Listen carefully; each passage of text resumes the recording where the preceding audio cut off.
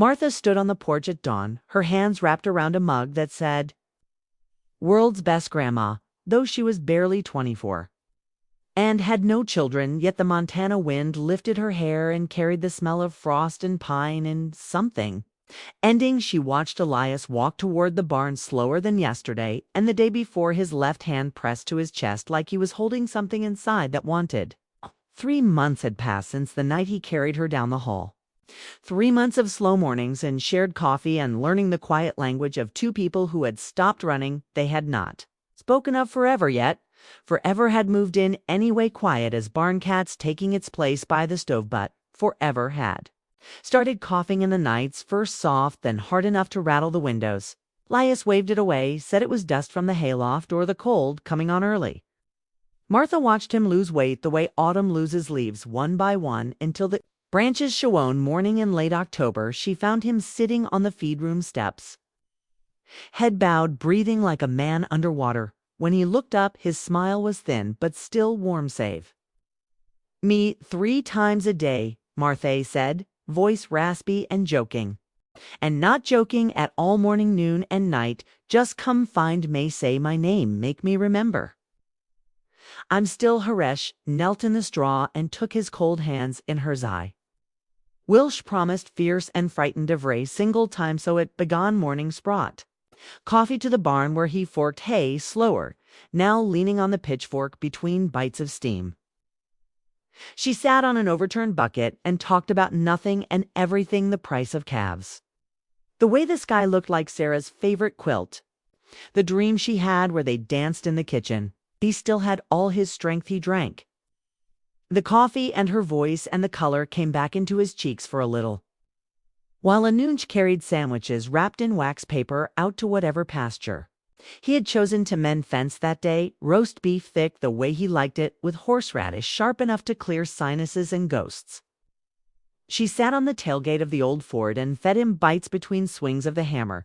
His eyes smiled over the bread, and he said, "Thank you, darlin'," like it was the first time anyone had ever brought him lunch in 50 years. Not after supper dishes were done and the dog lay snoring, she led him to the porch swing, wrapped a quilt around both of them, and read aloud from the Louis L'Amour books he loved, or sometimes just sat quiet, letting the stars do the talking. When the coughing started, she pressed her palm to his chest, felt the storm inside, and whispered, "Stay, stay, stay," until it passed and he could breathe again and grew thinner. The doctor in town said heart and lungs both giving up the fight, said there were medicines in Billings.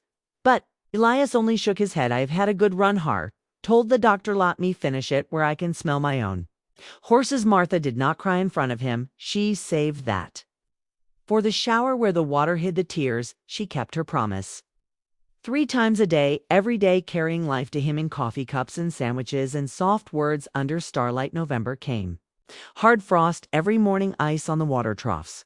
Leah still insisted on feeding before dawn, said the stock didn't care about his ticker.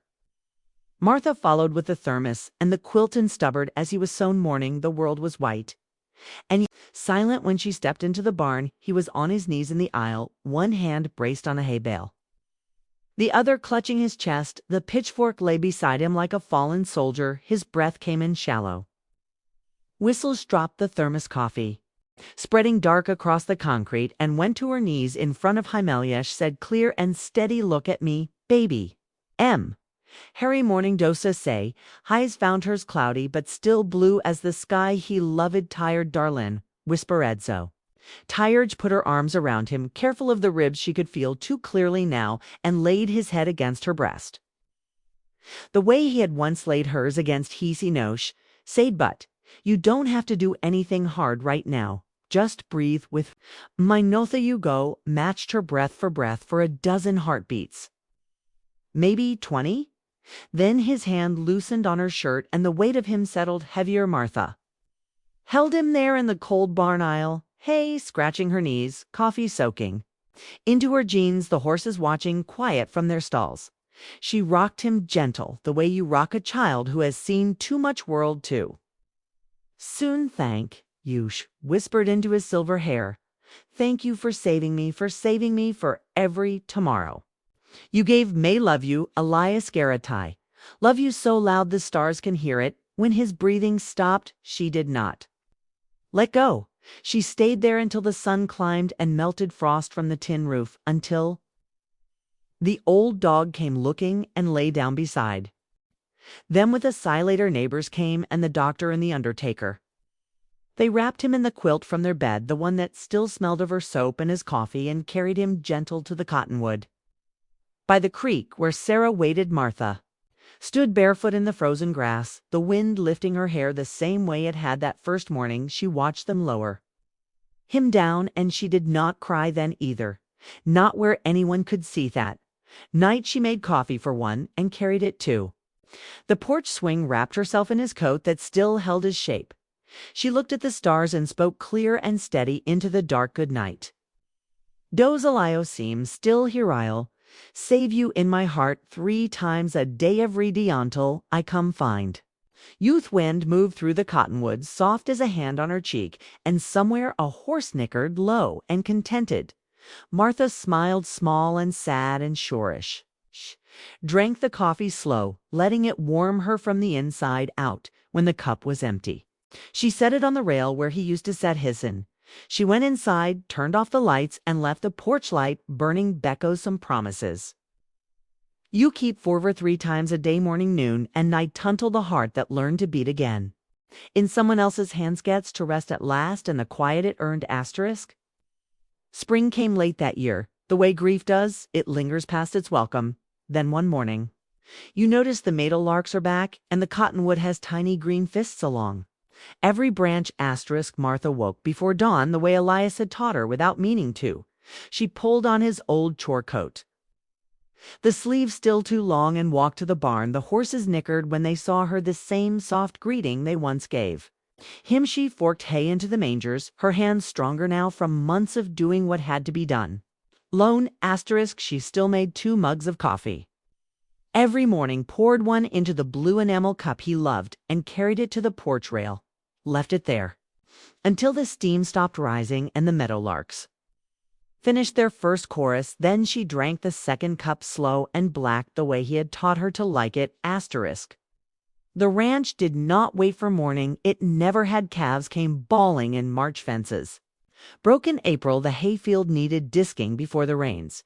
She hired a boy from town to help with the heavy lifting, but most days it was just her boots and the land and the quiet that was never really quiet once you learned to listen asterisk. Some evenings she walked to the cottonwood carrying whatever wild thing was blooming, lupin in June, fireweed in August.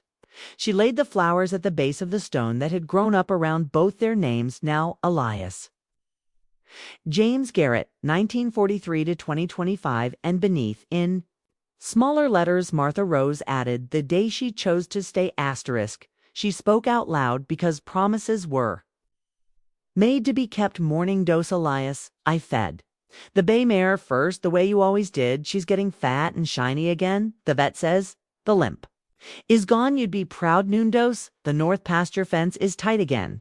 I used your trick with the come along.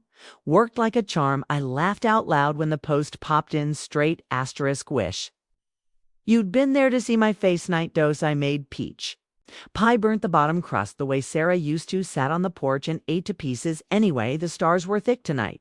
I counted 7 shooting ones, saved every wish for you. The neighbors watched, gentle and worried at first. A young woman alone on a big acreage is a recipe for trouble in folks' minds. But Martha paid her bills on time, kept the gates closed and the cattle fat, and after a while the casseroles stopped coming and the invitations to supper started instead. She went sometimes, sat at other people's tables, and let their children climb into her lap. She told stories about a stubborn old rancher who once carried her to bed like she weighed nothing and made the telling soft and funny so no one cried asterisk. One Sunday in July, she drove the old Ford into town for church, the same little white building where Elias and Sarah had married. She wore the pale yellow dress she had worn the day he cleaned her knee, the one he said made her look like sunrise. She sang the hymns in the alto section beside Mrs. Hanson, who had buried her own husband 20 years earlier when the last amen faded. Mrs. Hanson squeezed her hand and said, "He's still walking with you, child." I See it in the way you hold your shoulders, now strong, but not hard. That's a rare thing. Martha smiled and felt the truth of it settle warm in her chest. Autumn painted the hills gold again, and the aspens shivered their coins against the sky. She hired the hay crew, same as last year, stood in the field with a pitcher of lemonade, and watched the bales stack high on the wagons the way Elias once stood. She paid the men fair and fed them roast beef sandwiches thick with horseradish, and when the last load was stacked in the barn, she stood alone in the quiet and smelled cut grass and diesel and something that might have been peace asterisk that night. She baked cornbread and opened a jar of